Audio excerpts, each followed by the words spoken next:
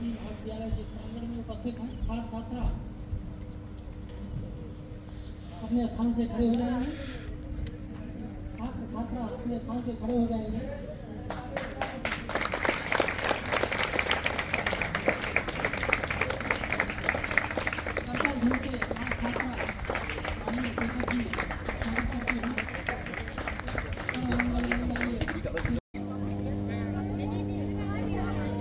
गोरखपुर विश्वविद्यालय दीनदयाल उपाध्याय गोरखपुर विश्वविद्यालय में एक लंबी सेवा देने के बाद आप मां पाटेश्वरी विश्वविद्यालय बलरामपुर के इस नवसृजित विश्वविद्यालय के प्रथम कुलपति का दायित्व देख रहे हैं। आयोजित 2 दिवसीय क्रीडा समारोह के समापन समारोह में उपस्थित मेरे सहधर्मा प्राचार्य बंधुओं, MLK PG कॉलेज बलरामपुर के प्रोफेसर JP पांडे जी, किसान डिग्री कॉलेज बहराइच के प्रोफेसर सक्सेना जी, दिव्य दर्शन तिवारी जी, संलग्न राजकीय इंटर कॉलेज के शिक्षिका बहनों एवं प्राचार्य, इंटरमीडिएट कॉलेज के सभी शिक्षकगण, पत्रकार बंधुओं,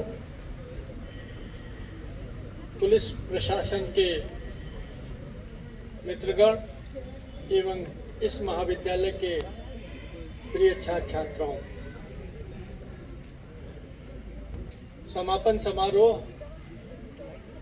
में जो भी छात्र छात्राएं पुरस्कार प्राप्त कर रहे हैं, प्रथमतः उनको हार्दिक बधाई।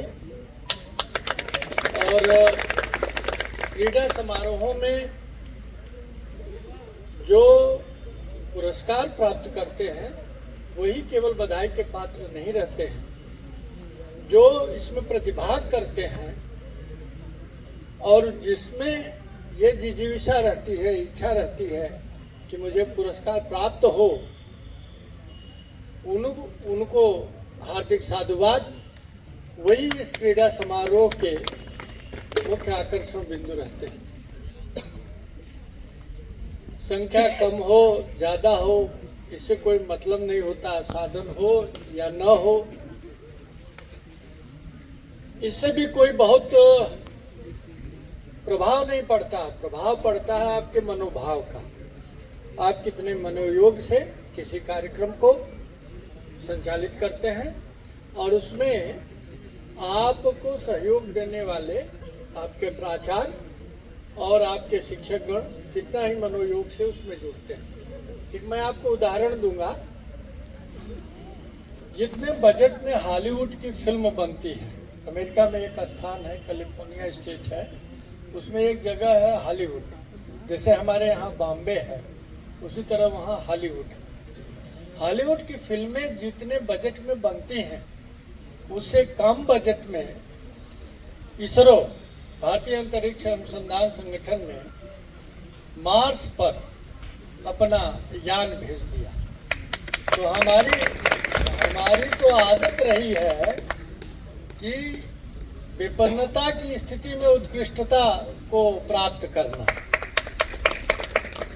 तो कभी साधनहीन आप ये न समझिए। मैं तो कभी कभी ये मानता हूँ और इसको मैं प्रैक्टिस करके देखा हूँ कि किसी भी छात्र छात्रा के जीवन में एक उसका गुरु, एक पुस्तक और उसको हमेशा प्रोत्साहित करने वाला या तो उसकी माँ या तो उसका पिता।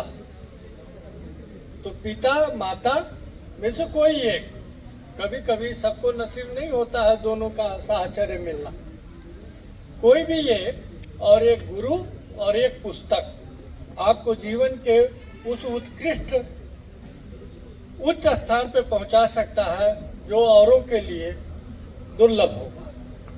मैं प्राचार्य डॉक्टर धर्मेंद्र गुप्त को हार्दिक बधाई प्रेषित करता हूं कि आपने बड़े ही मनोयोग से यह क्रीड़ा समारोह आयोजित किया है। और क्रीड़ा समारोह का आयोजन केवल ये कोई औपचारिकता नहीं होती है। स्वामी विवेकानंद कहा करते थे, खेलों में जो एकात्मकता है वो अन्यत्र दुर्लभ होती है। खेल में कोई जाति नहीं, कोई पंथ नहीं, कोई मजहब नहीं, सब बच्चे एक प्रतिस्पर्धा के लिए अपना सर्वोत्कृष्ट प्रदान करते हैं, सर्वोत्कृष्ट कार्य करते हैं। यह अन्यत्र दुर्लभ होता है। आप सभी लोग जानते हैं महाकुंभ का आयोजन हो रहा है। अब करीब करीब अब वो समाप्ति के अवसर पर है। भारतीय सनातन धर्म, आध्यात्म, संस्कृत का महामिलन, यह महाकुंभ आयोजित किया गया। श्री गोरक्ष पीठाधीश्वर आपके मुख्यमंत्री, हमारे मुख्यमंत्री जी ने बड़े ही मनोरथ से और समर्पण भाव से इस पूरे आयोजन को संचालित किया है। इसमें पुलिस प्रशासन और अन्य जितने भी पैरामिलिट्री फोर्सेस के लोग लगे हैं, पूरा विश्व चकित है। ऐसा आयोजन विश्व के किसी स्थान पर, एक जगह जहां 50 करोड़ से अधिक लोग उपस्थित हो जाएं, ऐसा दुर्लभ। ये उत्तर प्रदेश बनने में एक सहायक सिद्ध होगा। ऐसा सहायक, अगर आर्थिकी के दृष्टि से बात करें तो यह महाकुंभ उत्तर प्रदेश के अर्थशास्त्र में, अर्थतंत्र में इतना बड़ा योगदान दिया है कि आने वाले 10 वर्ष में उत्तर प्रदेश इसी तरह से रहे, जैसा चमकता है उसी तरह से रहेगा। इसी कड़ी में चूंकि मुझे एक दायित्व प्रदान किया गया है, मैं आप ही के बीच का प्रोफेसर हूँ, इस समय दायित्व तो कुछ अलहदा किस्म का है। तो इस देवी पाटन मंडल में जो प्रथम विश्वविद्यालय खुला, किसी भी प्रकार का यह प्रथम विश्वविद्यालय है। टेक्नोलॉजिकल यूनिवर्सिटी, एग्रीकल्चर यूनिवर्सिटी, क्रीड़ा विश्वविद्यालय, किसी भी प्रकार का यह प्रथम विश्वविद्यालय का श्रेय इस माँ पाटेश्वरी विश्वविद्यालय बलरामपुर को मिला है। उस विश्वविद्यालय की आधारभूत प्रशासकीय और अन्य संरचनाओं को सुदृढ़ बनाने का दायित्व निर्वहन करने हेतु मुझे यहाँ भेजा गया है। ये मैं आपके सहयोग से ये आप सभी का आह्वान करता हूँ। विश्वविद्यालय आपका है। जब कभी भी आपकी इच्छा हो विश्वविद्यालय जहाँ बन रहा उसको देखने की, एक समुचित निर्देश प्राप्त करने के बाद वो आप देख सकते हैं।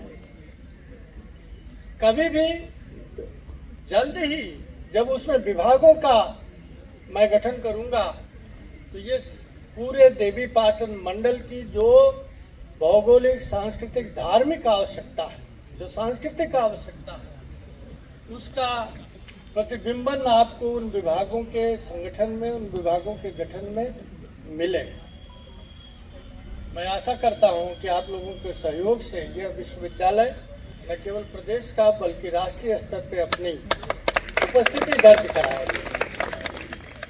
आप सभी लोग, सभी छात्र छात्राओं से मैं अवगत कराना चाहता हूं कि आप यदि आप MSc, PhD या उससे भी बड़ी कोई उपाधि लेना चाहते हैं अपने मंडल में, तो ये आपके लिए सर्वोत्कृष्ट उच्च शिक्षा का केंद्र होगा। मैं थोड़ा अवगत ये कराना चाहता हूं आपको कि अभी कल 20 फरवरी 2025 को उत्तर प्रदेश का बजट प्रस्तुत हुआ। उत्तर प्रदेश के बजट में शिक्षा के लिए ये कहा जाता है कि ये किसी देश के, अगर शिक्षा को सरकारों ने महत्व प्रदान किया है तो GDP का 6% उसमें बजट आवंटित किया जाना चाहिए। उत्तर प्रदेश सरकार ने शिक्षा पर अपने GDP का, उत्तर प्रदेश के GDP का 13% आवंटित किया। ये अभी तक के भारतवर्ष के अन्य प्रदेशों के तुलना में 2 गुने से ज्यादा।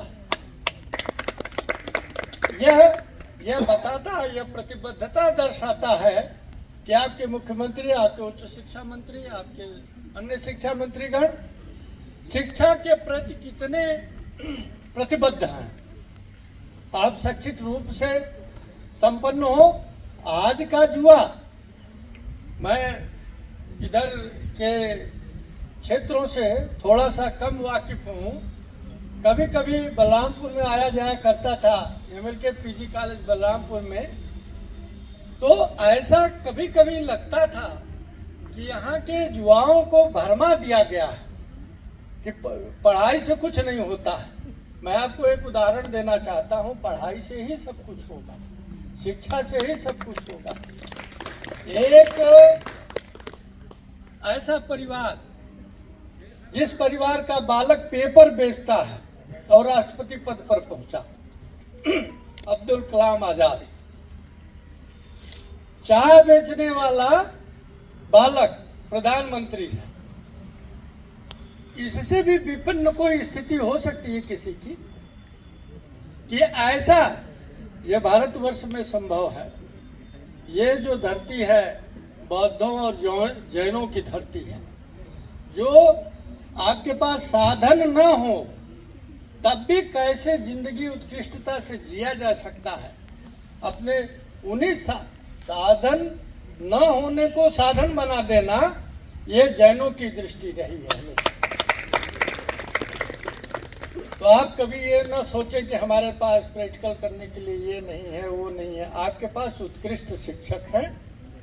आप क्यूरियस होइए, जानने की इच्छा जितनी ज्यादा आपके अंदर होगी उतना ही आप अपने को उत्कृष्ट बना सकते हैं। ये केवल छात्र छात्राओं के लिए नहीं है, ये हमारे शिक्षकों के लिए भी है, क्योंकि डॉक्टर एस राधाकृष्णन हमारे फर्स्ट वाइस प्रेसिडेंट और बाद में प्रेसिडेंट कहते थे कि if a teacher ceases to learn, a teacher ceases to teach। अगर कोई टीचर, अध्यापक सीखने की इच्छा बंद कर देता है तो वो टीचर नहीं रह जाता है। अभी आप पढ़ रहे होंगे, कोई सब्जेक्ट होगा, 3 सब्जेक्ट, 4 सब्जेक्ट या 2 सब्जेक्ट, 1 सब्जेक्ट, पढ़ते पढ़ते जब PhD कर लेंगे तो फिर आपको लगेगा फिजिक्स नहीं पढ़ना, केमिस्ट्री नहीं पढ़ना, फिर ये पढ़ना, वो पढ़ना है। तो ये कभी ना सोचिए कि हमको क्या पढ़ना है। आपके पास पुस्तक कोई भी मिले, समझना शुरू करिए, पढ़ना शुरू करिए, किताबें खूब पढ़िए। और मैं तो बड़ा अच्छे ढंग से इस बात को, मुझे प्राथमिक और माध्यमिक शिक्षा का भी थोड़ा सा